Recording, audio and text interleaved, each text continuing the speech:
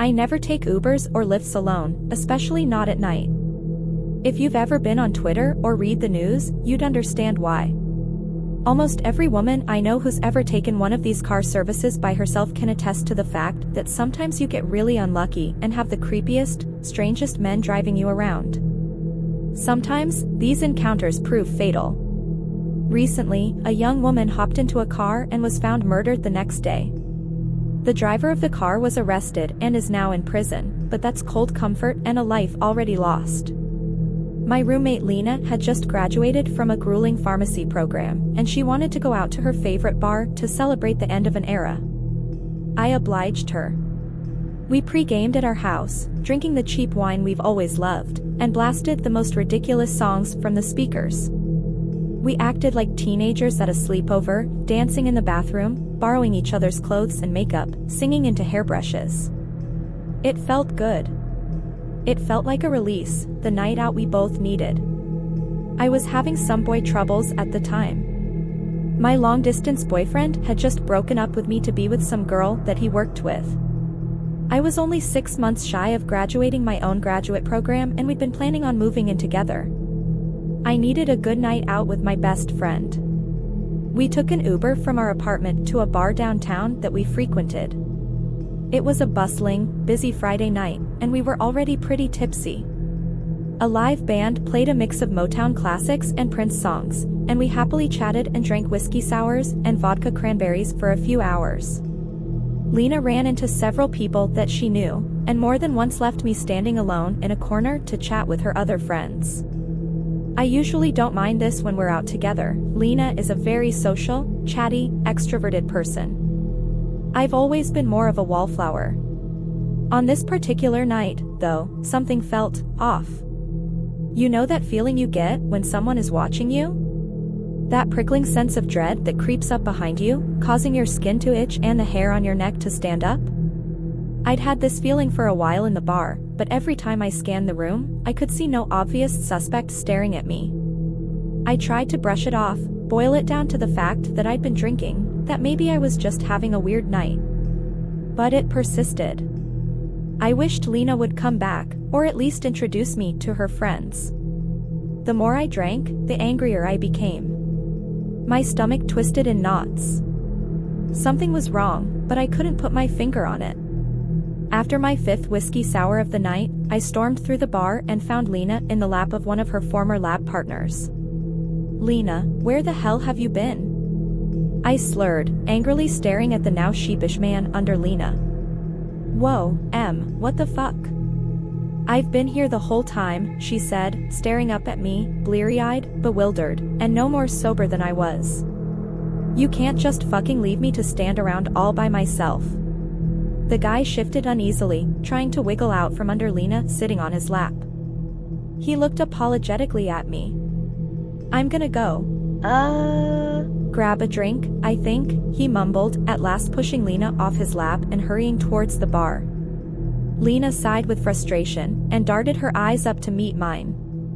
"You're such a bitch, Em. Really? If you can't handle being alone at the bar for 15 minutes, maybe you should just go home."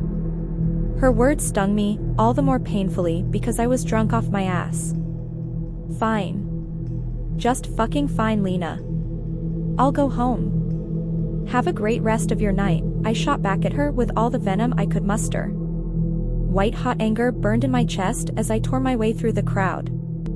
I climbed the stairs out of the basement bar and tapped a few buttons on my phone to summon a car to take me home. I sat on the curb and furiously smoked a cigarette, watching the little car icon as it drew ever closer to me on the map. I was looking for a silver Toyota, license plate XQR9AF. Even drunk, I was conscientious about getting in the right car, knowing the license plate number just in case. It had taken us about 10 minutes to get to the bar from our place, so it stood to reason that it would take 10 minutes to get home from the bar. It was 1:13 in the morning when the car pulled up and the driver rolled down his window. "Hi, are you Emily? I'm here to pick you up." I checked the make and model of the car and did a quick scan of the license plate. Everything checked out. I hopped in the back and mumbled a hello, my anger subsiding slightly into a quiet frustration. Thanks for picking me up, I slurred. Wow, tough night tonight? Sounds like you've had a few too many, chuckled the driver in a nonchalant, friendly voice. I guess you could say that. I didn't really feel like chatting. I just wanted to go home, take off my makeup, and get into my bed. Not very talkative, I see. That's all right. We lapsed into silence. I gazed out the window at the streetlights as we passed them and was transfixed. It was some time before I realized that we were on a street I didn't recognize. I checked my phone. It was 1:20. We should have been closer to my apartment, but nothing on the road looked familiar. We were in a part of town that I rarely ever visited. There were a few dingy shops on the side of the road, and the railroad tracks bisected the long street we were on. A prickling sensation of fear creeped over my entire body. Excuse me? I peered at the driver. He grunted. We're not near my apartment. I think you took a wrong turn. Oh, did I? I'm sorry, he said, a note of annoyance in his voice. He stopped at a red light and signaled to make a left turn, taking us back toward the part of town we had come from. I felt the strange impulse to apologize to him, as though my pointing out that he was taking me the wrong way was somehow rude. A few more minutes lapsed in uncomfortable silence. The creeping dread and discomfort I had felt in the bar washed over me again. My skin was prickling, and my senses were on high alert. Something deep within me was warning me, telling me to get out of the car and out of the situation. My rational brain trampled over the instinct with facts. This guy hasn't said or done anything to you. He just took a wrong turn. Relax. You will get home. You're not in any danger. You have your phone. You have the license plate number. I took a few deep breaths and stared back out the window. This time, the driver was going the right way, and I saw several familiar shops and houses as we approached my apartment complex.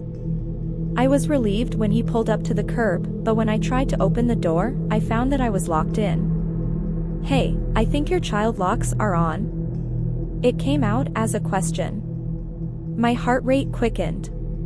Yes, sweetheart, I just want to talk to you for a second, the driver purred, turning around to face me. A wave of nausea washed over me. From his silhouette, I could tell he was a thin man, and under the streetlights near my building, I got a better look at his face. He was older than me, maybe in his early 40s. His long, slim nose and pointed chin gave his face an elongated, gaunt look.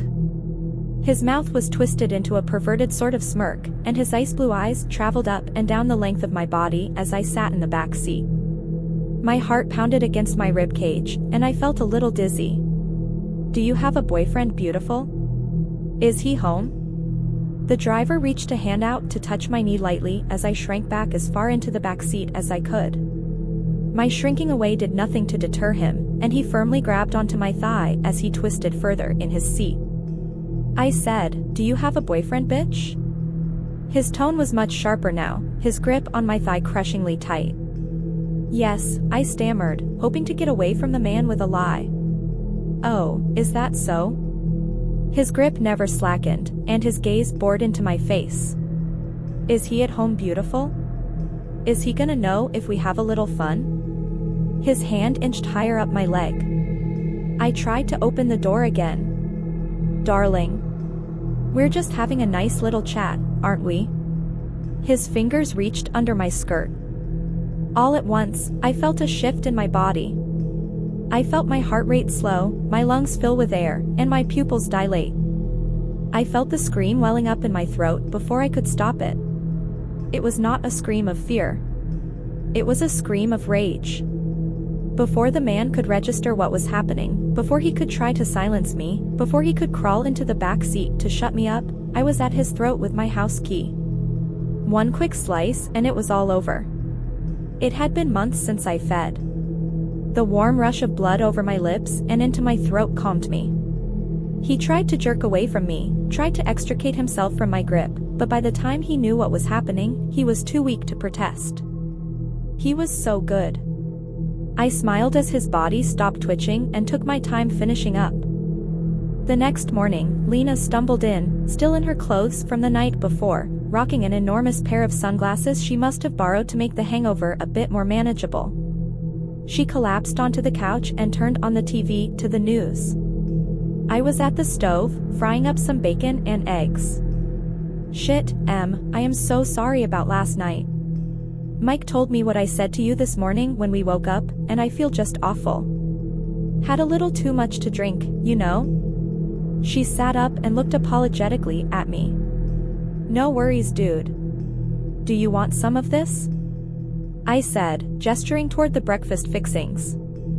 Lena was already lying back down on the couch, but a thumbs up appeared over the back. As the bacon crackled and sizzled on the stove, I could hear the news just beginning a story on the TV. A perky blonde woman in a blue dress and a somber black man in a gray suit stared sternly at the camera. This morning, some tragic news out of downtown Rochester. 43-year-old Greg Harrison, an IT worker and Uber driver, was found dead in his car on the corner of South 7th and Arbor Streets today. Authorities have released very few details of this case, but have remarked that it is quite grisly. Jesus Christ, I heard Lena say from the couch. I smiled as I cracked an egg. I don't take Ubers or Lyfts alone, especially not at night. I find that when I've been drinking, when I'm angry, when I've just been in a fight, my appetite is just too much to bear.